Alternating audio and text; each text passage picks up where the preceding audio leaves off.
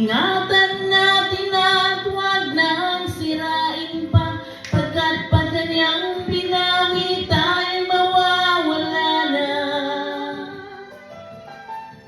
Nun lang akong hinihiling, sa aking pagpanaw sana ay tag-ulan. Kita